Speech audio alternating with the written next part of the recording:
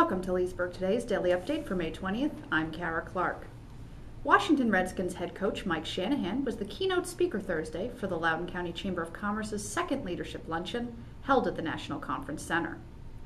The newly installed Skins coach said his leadership principles did not diverge much from those of a regular corporation and are a direct result of some of the esteemed coaches he has worked under.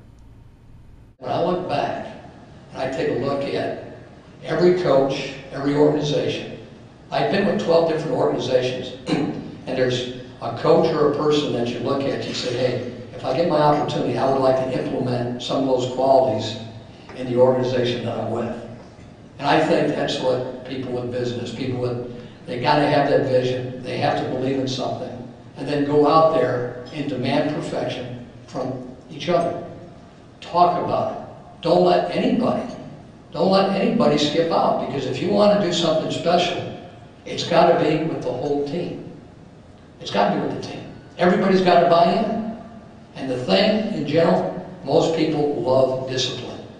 They love it. They respect it. They want to separate themselves.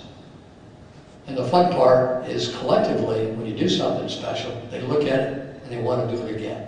And those people that you're talking to are the people that lead, and you don't have to lead anymore. Shanahan expressed a positive outlook for his inaugural season with the Redskins, noting his satisfaction with a good draft class that included new quarterback Donovan McNabb, who was acquired in exchange for a second-round draft pick, as well as those who arrived to the Skins via free agency. Audience members, who numbered in the hundreds, had an opportunity to ask Shanahan questions. Topics ranged from dealing with egos to working with his son, offensive coordinator Kyle Shanahan, to his thoughts on star defensive tackle Albert Haynesworth, who has requested a trade 1 year after signing a $100 million contract with the team. On the latter, Shanahan said he chooses not to talk about people who, quote, aren't with us, and said he believes that in a team setting, you're either in or you're out. Judge Burke McCahill handed down a 10-year prison sentence to 27-year-old Rashid Nurse today after he pleaded guilty to involuntary manslaughter in the shooting death of 19-year-old Brian Vidarte. McCahill suspended 5 years of that sentence and ordered a lengthy term of probation to be served upon Nurse's release from prison. Nurse entered the plea in January after shooting Vidarte at a Lowe's Island party on July 19, 2009. Nurse's co-defendant, 21-year-old Guillermo Alvarado, also pleaded guilty to involuntary manslaughter. Nurse entered an Alfred plea where he maintained his innocence, but acknowledged that prosecutors have enough evidence to convict him. He faced from 1 to 10 years in prison or 12 months in jail with a $2,500 fine. Calling the shooting senseless and tragic, McCahill said Nurse made poor life choices, including the crowd with which he associated. McCahill said there were no winners in the case, and no amount of punishment exacted on Nurse would make up for Vidarte's loss of life. Nurse will begin serving the sentence immediately. The 5th annual Dulles Greenway Drive for Charity event was going well. As of 3:45 this afternoon, more than 34,000 drivers traveled on the toll road, all helping local charities. Throughout the day, all proceeds raised from the Greenway toll will be donated to the Loudoun Abused Women's Shelter, the Loudoun Wildlife Conservancy, Echo Works, the March of Dimes, and the Dulles Greenway Scholarship Program.